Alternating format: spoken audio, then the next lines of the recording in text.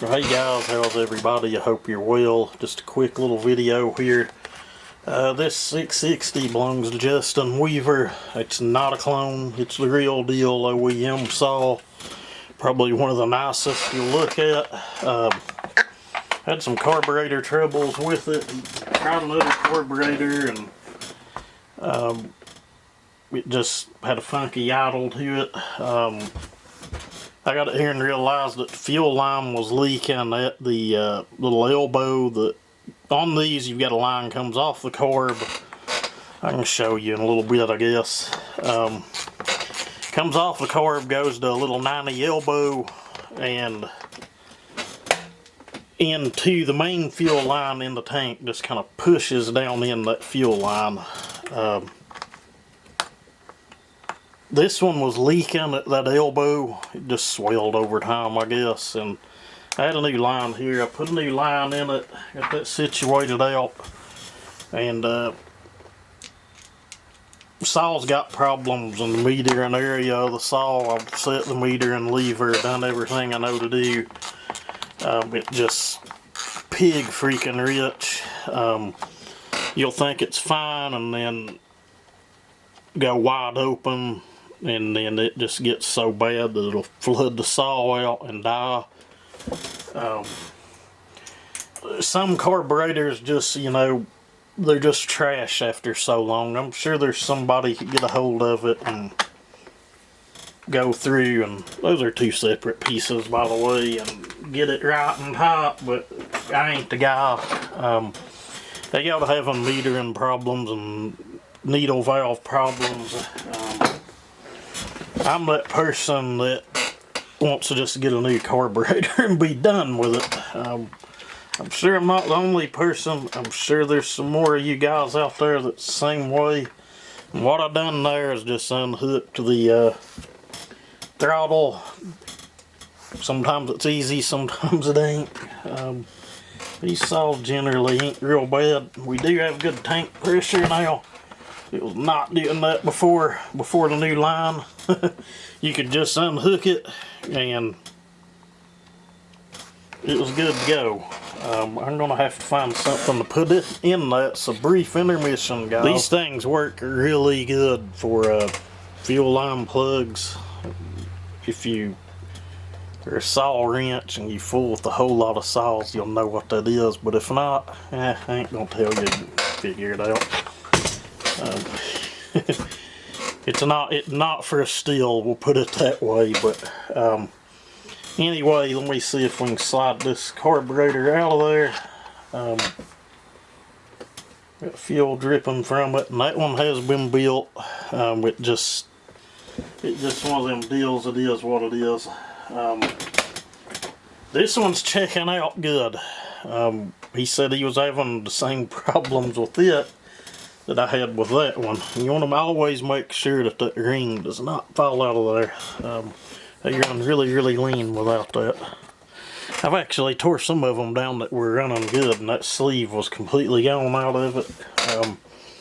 I guess just pure luck, whoever done it. But there's how that fuel line's made. So you got like your typical fuel line here. Then it goes into that elbow, and that elbow just kind of pushes down into the other fuel line. Pretty simple setup. We've got our grommet. We're going to stick back on here, and this will just be how to swap a carburetor video. I have no idea if it's going to fix the saw. If it don't, we'll have to dive deeper into the unit. I'm going to try to get in here. I may have to get a pair of needle nose. Sometimes I do, sometimes I don't, but I think we got in luck. You guys seen that? Just slip that right on there like a glove. Still got tank pressure, still got fuel trying to come out. That's a good thing, that's what you want. Let's see. Make sure I'm not forgetting nothing. And I've already set the mixture screws on this, and someone else already has removed the limiters in it. You make sure that goes down into your grommet, and if you're if you didn't pay attention to how you took this off, the stud goes up. If you don't put it up,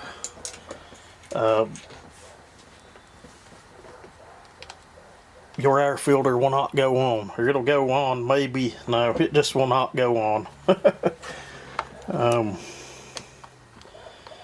Anyway, get those things started.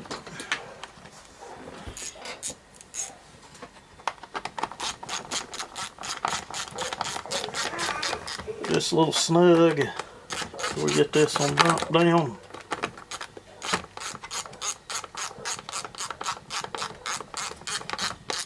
I think he said that this carburetor is doing about the same that the other was doing. I don't know. I told him maybe we can take two and make one, but if not, I know we can get a good carburetor from the Duke. I've got a couple of them here on 66s and 660s. But we'll see. Hopefully we don't have to go that route, and hopefully at least we can make this one work. I've been into the other one a handful of times, and you could see when I pulled it off there, it had fuel dripping out of it. But decomp it. I'm hoping to get this thing running right. I'd like to see how it runs against my 500i, because there's not much horsepower difference between the two saws, 2 or 3 tenths of horsepower. I've run the 66 mags that had the poly flywheel, but I really don't know that I've had an OE 660 here. If I have, it's been a long time ago. But and I could get a farmer tech and sit beside of this, and if you didn't look at serial numbers and stuff, and you know, pay attention to the color of the plastic, you'd be hard pressed for most people to tell the difference in the two.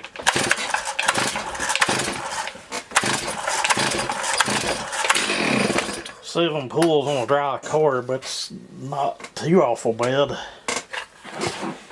Decomp it again.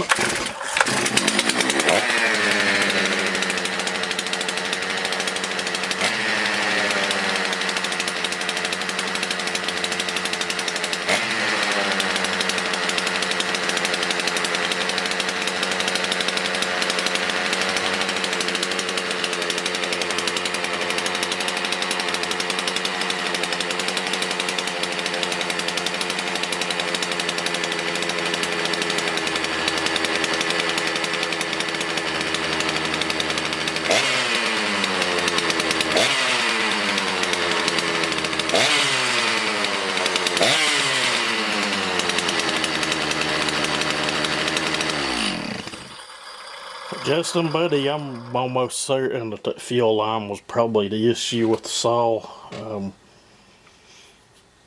tune around on it here a little bit, and it's kind of hard to... We'll get the air filter set up on it, tune around on it and see what happens. But that carburetor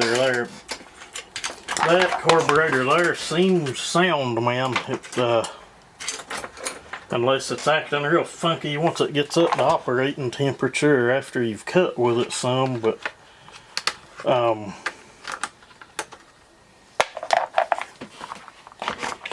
so it's acting nothing like the one I just pulled off of it, which I think was the factory carb off of his 066 that I had here 3 years ago. Let me tweak this tune a little bit. Let me look and see if I have one of those grommets. That is about a damn nightmare to tune without that in there. Sweet. We have one. It ain't the prettiest thing in the world, but we'll see if we can get it to go in there and maybe it'll work. If not, we tried. But like I said, it ain't the prettiest thing in the world, but just like anything, it ain't got to be pretty to work.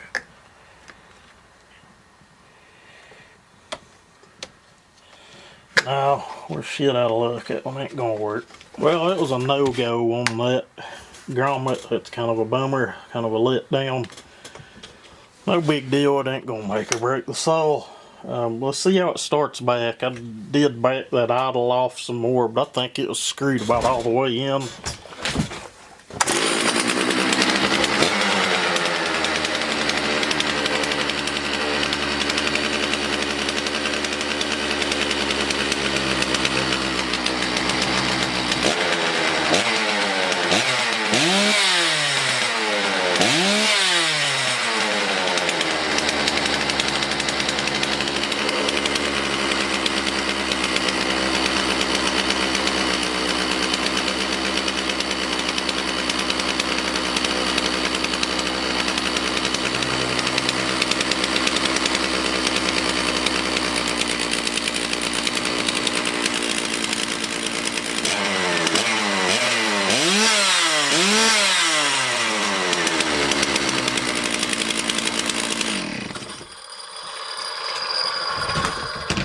Man, I'd really like to add that one to my collection. You will not find a nicer OE 660, guys. So yeah, buddy, I would say that was the deal, was that fuel line in the tank's why it was acting funny with this carburetor before, but I'll probably bar it up tomorrow or sometime and run it some more. But I'd say that's got it fixed. It's sounding pretty good. Just one more time, let's fire it back, just for the hell of it.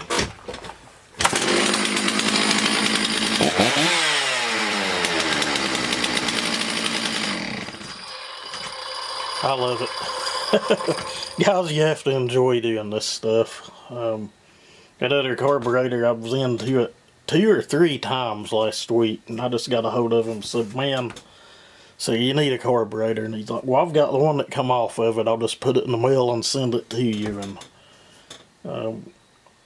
when I got it out of the box, I was like, hell, that thing looks like new. But you guys seen it, it looks like the rest of this damn saw, like new. Good looking old saw. Be cool to see how it runs on that big piece of red oak against that 500i, and I'm not sure he'll care a bit that I run it against it.